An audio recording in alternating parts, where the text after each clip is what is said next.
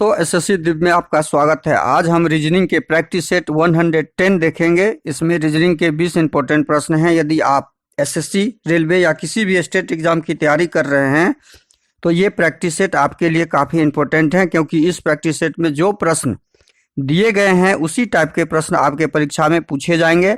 तो चलिए हम शुरू करते हैं। Question number 1। क्वेश्चन नंबर 1 शुरू करने से पहले आपसे रिक्वेस्ट है कि वीडियो शुरू से अंत तक जरूर देखिए। वीडियो अच्छा लगे तो लाइक और कमेंट कर दीजिएगा। चैनल पे नए आए हैं तो प्लीज चैनल को सब्सक्राइब कर लीजिए। अब आते हैं प्रश्न पे। क्वेश्चन नंबर 1 आपके सामने है। नीचे दी गई श्रृंखला श्रेणी में प्रश्नवाचक चिन्ह के स्थान पे क्या होगा उसे ज्ञात करना है। नीचे दी गई श्रृंखला में प्रश्नवाचक चिन्ह के स्थान पर, तो प्रश्नवाचक चिन्ह के स्थान पे क्या आएगा उसे ज्ञात करना है हमें। तो देखिए, प्रश्नवाचक चिन्ह के स्थान पे 3 को 10 कैसे किया गया, 10 से हम 38 कैसे बनाए, 38 से 150 कैसे बनाए, और 150 से हमें अगली संख्या क्या बनेगा वो ज्ञात करना है। तो उसे ज्ञात करने के लिए हम क्या करेंगे, 3 में कितना से गुना करेंगे। मान लीजिए 3 को यदि हम 3 दूनी 6, 3 को कितना से गुना करें, 3 को 3 से गुना करते हैं तो 3 तिया 9 और जोड़ 1 कर देते हैं तो 10 प्राप्त हो जाता है। और 10 में यदि हम 3 से गुना करते हैं तो 10 तिया 30 और जोड़ 1 करते हैं तो 31 होता है। यह संबंध या यह पैटर्न हमारा यहाँ पे वर्क नहीं किया, तो हम दूसरा पैटर्न लगाएंगे। दूसरा पैटर्न क्या लगाएंगे, 3 में अब हम 4 से गुना करके देखेंगे। 3 में हम 4 से गुना करेंगे। 3 को 4 से गुना किए तो 12, और 12 में से 2 घटा लिए तो 10। हमारी अगली संख्या प्राप्त हो गई 10। अब हम 10 के साथ करेंगे। यदि 10 में 4 से गुना करते हैं तो 40, और 40 में 2 से माइनस कर देते हैं, 2 घटा लेते हैं तो 38। देखिए हमारा 38 प्राप्त हो गया। हमने पैटर्न ढूंढ लिया कि क्या पैटर्न हम उस अगली संख्या में, मतलब 38 में हम क्या करेंगे, 4 से गुना कर लेंगे और -2 कर लेंगे तो हमारा 150 हो जाएगा। अब देखिए यहाँ पे करके देख लेते हैं। 38 चौके 8 चौके 32, 4 तिया 12, 3 15, 152 में से 2 घटाते हैं तो 150 आता है। देखिए आया यहाँ पे 150। बस अगली संख्या प्राप्त करने के लिए फिर क्या करेंगे, हम 4 से गुना और 2 घटा लेंगे, मतलब 150 में 4 से गुना कर देंगे तो 600 हो गया, और 600 में से 2 घटा लेंगे तो 598 हो जाएगा। कितना हो जाएगा हमारा आंसर यहाँ पे, प्रश्नवाचक चिन्ह पे 598 हो जाएगा, जो हमारा ऑप्शन कहाँ पे दिया हुआ है, ऑप्शन ए में दिया हुआ है। तो हमारा ऑप्शन ए सही हो जाएगा। अगला प्रश्न है क्वेश्चन नंबर 2। नीचे दी गई विकल्पों में से संबंधित संख्या को चुनिए और प्रश्नवाचक चिन्ह पे क्या आएगा उसे ज्ञात कीजिए। 3 को 14 हमने कैसे बनाया, 14 से और 7 से हम क्या बनाएंगे, जो हमारा आंसर प्रश्न ऑप्शन में आ जाएगा। 3 को हम क्या करेंगे, 3 का यदि हम स्क्वायर करते हैं, 3 का स्क्वायर करते हैं, 3 तिया 9 और 6 जोड़ते हैं तो 14 प्राप्त होता है। 7 का स्क्वायर यदि करते हैं तो 7 सते 49 और 6 जोड़ते हैं तो 54 आता है। क्या यहाँ पे ऑप्शन में कहीं दिख रहा है, नहीं, तो हमारा यह पैटर्न वर्क नहीं करेगा। हम दूसरा पैटर्न ढूंढेंगे। तुरंत हम क्या करेंगे, 3 का क्यूब करके देखेंगे। 3 का क्यूब यदि करते हैं तो 3 तिये 9, 9 तिये 27, कितना आता है 27, और इनके अंकों का हम गुना कर लेते हैं। 2 गुने 7, 14 आ गया हमारा। 2 गुने 7 हमारा 14 प्राप्त हो गया। अब वही ये सेम पैटर्न हम किस में लगाएंगे, 7 के साथ लगाएंगे। तो 7 का हम क्यूब करेंगे यदि, तो 7 सते 49, सते 343, 7 सते 49, 9 सते 63 और 9 7 21, 343। अब इसके अंकों का जब हम क्या करते हैं, इनके अंकों का गुना करते हैं तो 4 तिये 3 गुना 4 गुना 3, 4 तिया 12, 12 तिया 36। हमारा आंसर क्या आ गया? 36, जो ऑप्शन सी में दिया हुआ है। प्रश्नवाचक चिन्ह के स्थान पे क्या आ जाएगा? 36 आ जाएगा। अगला प्रश्न है क्वेश्चन नंबर 3। dx बराबर 60, bxt बराबर 96, cxa बराबर क्या होगा? अब देखिए dx का मतलब 60 दिया है तो d होता है 4 नंबर पे, x होता है 24 नंबर पे। दोनों को जोड़ेंगे तो 28 होता है। 28 को क्या करने से 60 प्राप्त होगा हमारा? 28 यदि होता है तो 28 को 2 से गुना कर लेते हैं तो 28 दूनी 56, और इसमें 4 जोड़ देते हैं तो हमें 60 प्राप्त होता है। देखिए क्या क्या किए dx के साथ। अब bxt के साथ हम देखिए 60 हमारा निकल गया, 60 यहाँ प्राप्त हो गया। अब हम bxt के साथ भी वही करेंगे। b का 2 होता है स्थानीय मान, x का 24 होता है, t का 20 होता है। अब जब हम तीनों को जोड़ते हैं तो क्या प्राप्त होता है? 20 दूनी 40, 6 46, और 46 को 2 से गुना करते हैं तो 6 दूनी 12, 4 दूनी 8, 1 9 92, और 92 में 4 जोड़ देते हैं। देखिए यहाँ 4 जोड़े हैं तो यहाँ भी 4 जोड़ते हैं तो 96, तो हमारा 96 प्राप्त हो गया। अब हमें इसी सेम पैटर्न से CXA का मान ज्ञात करना है। किसका मान ज्ञात करना है? CXA का मान ज्ञात करने के लिए C का स्थानीय मान 3, X का 24, A का 1। अब इस तीनों को जोड़े तो 24 3 25 3 28, 28 को 2 से गुना कीजिए 56, 8 दूनी 16, 2 दूनी 4 1 5 56। इसको 4 से गुना कीजिए क्योंकि यहाँ भी 4 से गुना किए हैं, यहाँ 4 से जोड़ करें, 56 में 4 जोड़ेंगे तो 60। हमारा आंसर क्या आ जाएगा जोड़ने के बाद? 4, क्योंकि 4 यहाँ भी जोड़े हैं, 4 यहाँ भी जोड़े हैं, 60। मतलब CXA का कोड क्या हो जाएगा? 60 हो जाएगा। जो ऑप्शन कहाँ पे दिया हुआ है? ऑप्शन बी में दिया हुआ है। सेम प्रीवियस पैटर्न के हिसाब से हमने CXA का मान निकाला। अगला प्रश्न है क्वेश्चन नंबर 4। नीचे दी गई आकृति में लुप्त संख्या जो दिया हुआ है उसे ज्ञात करना है। लुप्त संख्या में क्या है? यहाँ पैटर्न दिख रहा है। 36 को 6 से गुना करते हैं, 36 गुना 6,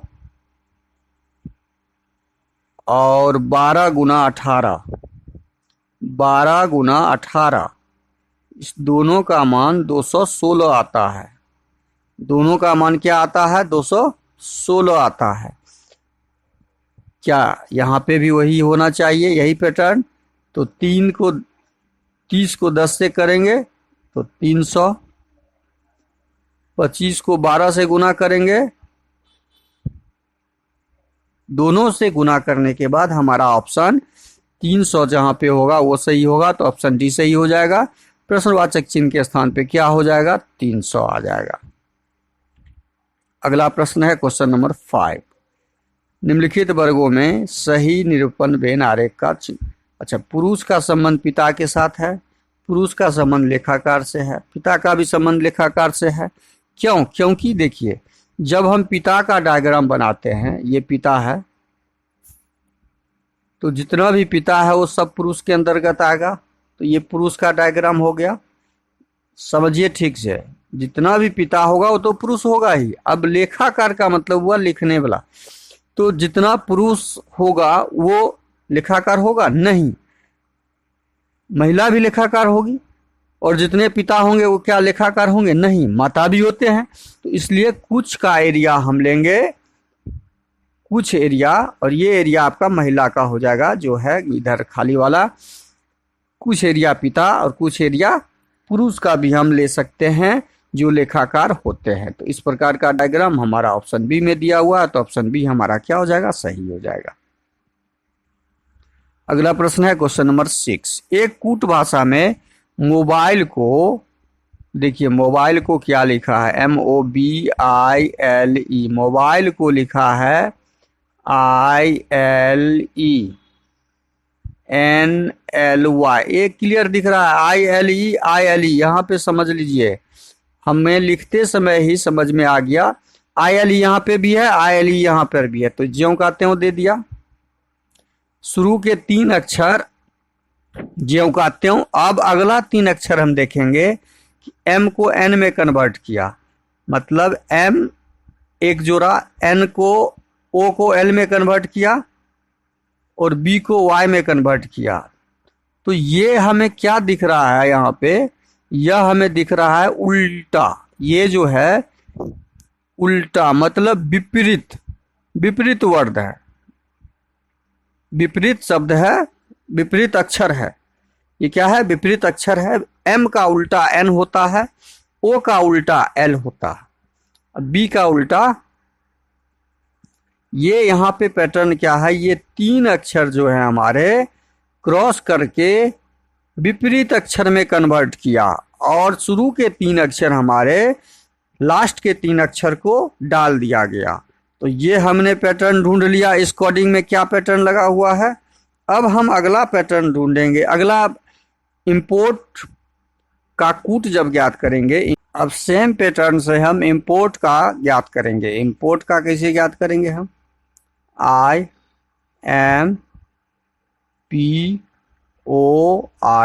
पैटर्न क्या हुआ था इसमें, पैटर्न हमने लगाया था या प्रश्न में लगा हुआ है, अंत के 3 लेटर ज्यों का त्यों शुरू में रख दिया गया। जैसे R, यहाँ पे R रखा गया, O रखा गया, ORT से शुरू होने वाला हमारा ऑप्शन बी और ऑप्शन ए नहीं है, ये 2 ऑप्शन है। अब हमारा आगे का अगला क्या था पैटर्न, अगला पैटर्न ये था कि शुरू के 3 अक्षर हमारे विपरीत शब्द हैं। I का विपरीत क्या होता है, I का विपरीत हमारा क्या होता है, 9 नंबर I होता है, R होता है। I का विपरीत R होता है, M का विपरीत N होता है, P का विपरीत, P का उल्टा P का K होता है। तो RN, ORT RNK हमारा ऑप्शन सी में दिया हुआ है, तो हमारा ऑप्शन सी सही हो जाएगा। अगला प्रश्न है क्वेश्चन नंबर 7। नीचे दिए गए विकल्पों में से असंगत संख्या समूह का चयन करें। असंगत संख्या 16 में हम यदि 4 जोड़ते हैं तो 20 हो जाता है, 36 में 4 जोड़ेंगे तो 40 होगा, यहाँ पे 42 है, मतलब जोड़ का यहाँ पे कोई पैटर्न नहीं दिख रहा है। जोड़ का जब पैटर्न नहीं दिख रहा है तो हम कौन सा पैटर्न लगाएंगे। अब हम देखेंगे कि 16 आखिर है क्या, 16 4 का वर्ग है, 36 भी वर्ग संख्या है, 6 का वर्ग है, 64 भी वर्ग संख्या है, 8 का वर्ग है, 25 भी वर्ग संख्या है, 5 का वर्ग है। अब ये तीनों संख्याएं सम संख्या का वर्ग है, लेकिन ये 5 जो है विषम संख्या का वर्ग है, मतलब 5 विषम संख्या है। तो हमारा यह भिन्न, इस चारों में भिन्न संख्या ज्ञात हो जाएगा और संगत संख्या ज्ञात हो जाएगा, तो ऑप्शन डी हमारा सही हो जाएगा। अगला प्रश्न है क्वेश्चन नंबर 8। नीचे लिखे अक्षरों का कौन सा समूह खाली स्थानों पर क्रमवार रखने से दी गई श्रृंखला को पूरा करेगा। दी गई श्रृंखला को पूरा करने के लिए हमें m से पहले ज्ञात करना है, तो m से पहले यहाँ t दिया हुआ है, यहाँ भी m से पहले t दिया हुआ है, तो यहाँ हमारा t हो जाएगा। अब t से पहले r दिया हुआ है, तो t से पहले हमारा क्या हो जाएगा, r हो जाएगा। अब RTMSD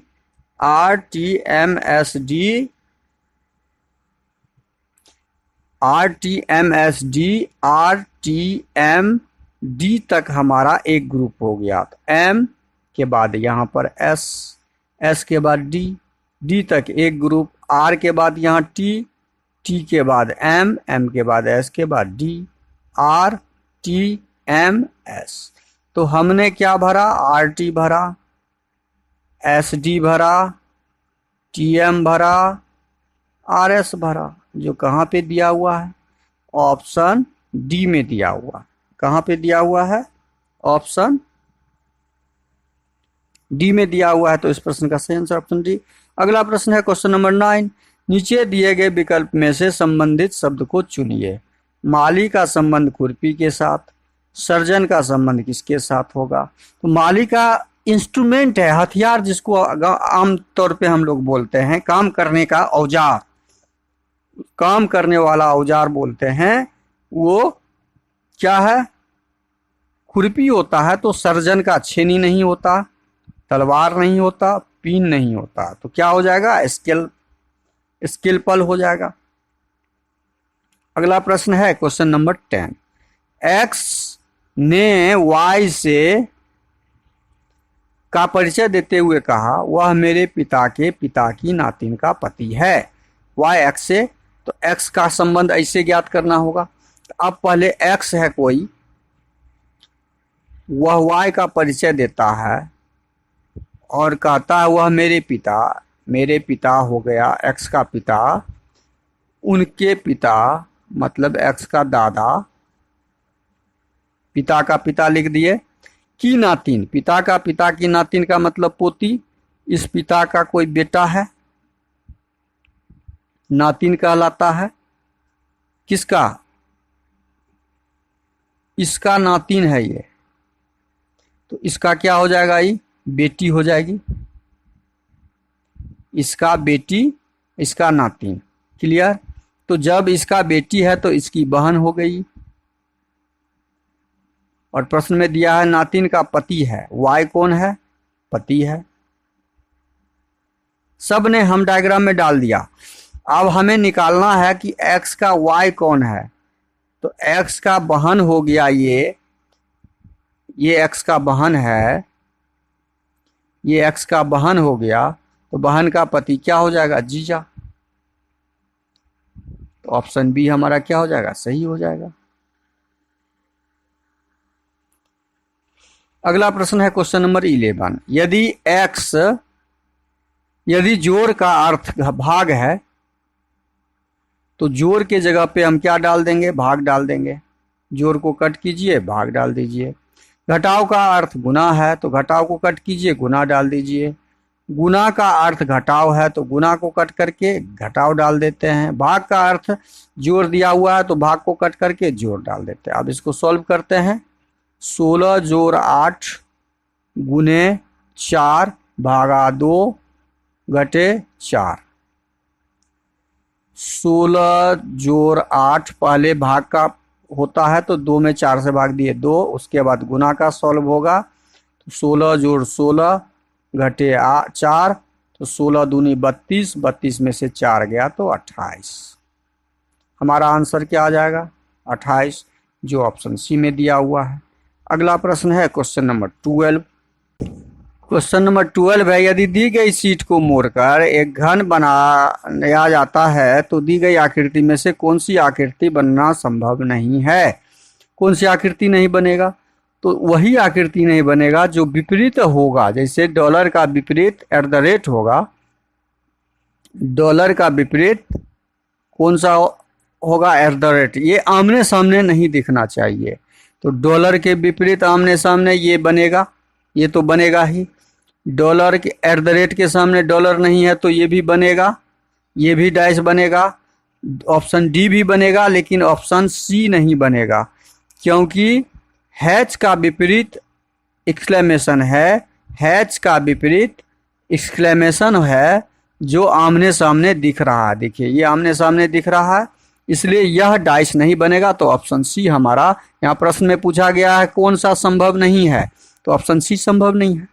अगला प्रश्न है क्वेश्चन नंबर 13। नीचे श्रृंखला में से कितने टी हैं जिनके तुरंत बाद आई हैं? अब देखिए टी के बाद ये आई है, यहाँ पर 1 हो गया। टी के बाद यहाँ पर आई नहीं, ये नहीं होगा, ये भी नहीं होगा, ये भी टी नहीं, ये भी टी नहीं होगा। ये टी के बाद आई है तो 2 हो गया, ये टी नहीं होगा। ये टी के बाद आई है तो 3 हो गया, ये 4 हो गया। और ये टी के बाद ये नहीं है, ये भी नहीं है, ये भी नहीं है, ये भी नहीं है और यहाँ पे एक 5, टोटल 5 बनेंगे। तो ऑप्शन बी हमारा क्या हो जाएगा, सही हो जाएगा। अगला प्रश्न है क्वेश्चन नंबर 14। निम्नलिखित रेखा चित्र को देखें और ज्ञात करें कि कितने विद्यार्थी ना तो गणित ना ही अंग्रेजी को पसंद करते हैं। ये गणित वाला विद्यार्थी है और ये अंग्रेजी वाला, ये पसंद नहीं करता है। जो बचा 21 बचा, तो 21 विद्यार्थी है जो दोनों सब्जेक्ट को नहीं पसंद करता है। तो इस प्रश्न का सही आंसर ऑप्शन डी। अगला प्रश्न है 15 नंबर प्रश्न। लड़कों की एक पंक्ति में विजय बाएं से विजय 10वें स्थान पर है, विक्रम दाएं से 7वें स्थान पर है। अगर विजय और विक्रम के बीच 11 लड़के हैं तो कुल ये 10, 11 और 7 जमा कर दीजिए तो 28, कुल लड़कों की संख्या 28। तो इस प्रश्न का सही आंसर क्या हो जाएगा, ऑप्शन सी हो जाएगा। अगला प्रश्न है क्वेश्चन नंबर 16। किसी महीने का 9वां दिन शनिवार के 3 दिन पहले पड़ता है। 9वां दिन शनिवार के 3 दिन पहले, तो 1 दिन पहले, 2 दिन पहले, 3 दिन पहले। शनिवार के पहले शुक्रवार, बृहस्पतिवार, बुधवार। तो 9वां दिन कौन सा दिन पड़ता है, बुधवार। 28वां दिन कौन सा दिन होगा, तो कुल दिन बराबर, हमेशा याद रखिए इसमें कुल दिन ज्ञात करना होगा। तो कुल दिन बराबर 28 दिन में से 9 दिन हमारा माइनस हो जाएगा क्योंकि 9वां दिन हमें प्राप्त है। 19 दिन, 19 में 7 से भाग लगाएंगे तो शेष हमारा आ जाएगा 5। शेष 5 आ गया और उस शेष में बुधवार में 5 जोड़ देंगे तो हमारा कौन सा दिन हो जाएगा, बृहस्पतिवार, शुक्रवार, शनिवार, रविवार, सोमवार। 5 दिन में जोड़ देंगे तो हमारा 28 तारीख को सोमवार हो जाएगा। कौन सा दिन हो जाएगा, सोमवार हो जाएगा। तो इस प्रश्न का सही आंसर क्या हो जाएगा हमारा, ऑप्शन ए, सोमवार। क्या करते हैं, कुल दिन ज्ञात करके उसमें 7 से भाग लगाते हैं और शेष फल जो ज्ञात होता है शेष फल को प्राप्त दिन में जोड़ देते हैं। यहां जोड़ दिए। अगला प्रश्न है क्वेश्चन नंबर 17। निम्नलिखित प्रश्न आकृति में आयत की संख्या कितनी है। आयत की संख्या 1, 2, 3 रो और 3 कॉलम है। तीनों जब बराबर हो, रो कॉलम बराबर हो, तो हम जोड़ लेते हैं, 6 हो गया। इसको भी जोड़ लेते हैं, 6 हो गया। और दोनों संख्या को गुना कर देते हैं, 6 गुना 6, कुल आयत की संख्या 36। तो इस प्रश्न का सही आंसर क्या हो जाएगा, ऑप्शन डी हो जाएगा। कब, जब आयत का रो और कॉलम बराबर हो। अगला प्रश्न है क्वेश्चन नंबर 18। जब दर्पण को दाहिनी ओर रखा जाता है तो कौन सी उत्तर आकृति दी गई प्रश्न आकृति पर सटीक दर्पण, ये दर्पण है दाहिना तरफ, ये हो गया। अब ये आकृति जो यहाँ पर व्हाइट पूरा ब्लैक है, ब्लैक बनेगा, 2 व्हाइट का तीर निशान होगा और ये व्हाइट वाला इधर आ जाएगा।